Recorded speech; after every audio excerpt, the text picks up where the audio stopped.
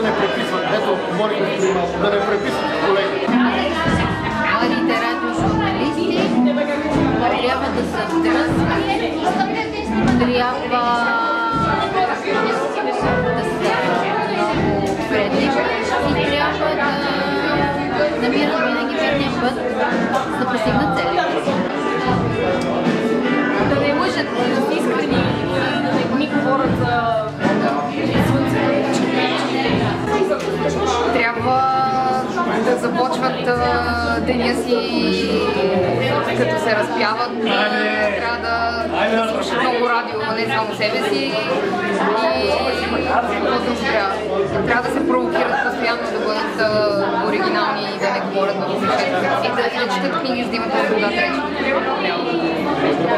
Когато се научат да дишат дълбоко. Аз им дам съвет да бъдат отговорни към работа. Моят съвет към младите радиожурналисти е да станат умни, стари радиожурналисти. Най-важното, което бих казал за всеки млад радиожурналист е да не мисли радиото като нещо зло.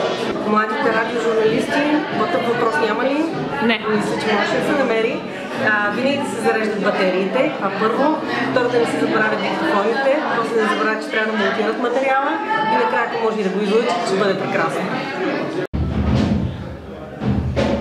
Господи, помогни ми да държа устата си затворена, докато ми разбера точно какво искам да кажа. Добре, моя съвет е да казвам по-често на здраве и никога не иска.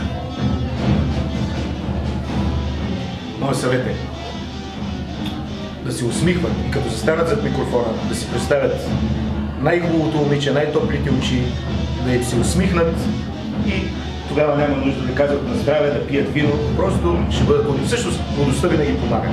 Така че... Това е за мъжете, за момичета. За любим човек просто. Любим човек да си представя. Да си представят най-хубавото момиче. Да си поставят, ако се правят по момчета, най-хубавото момче.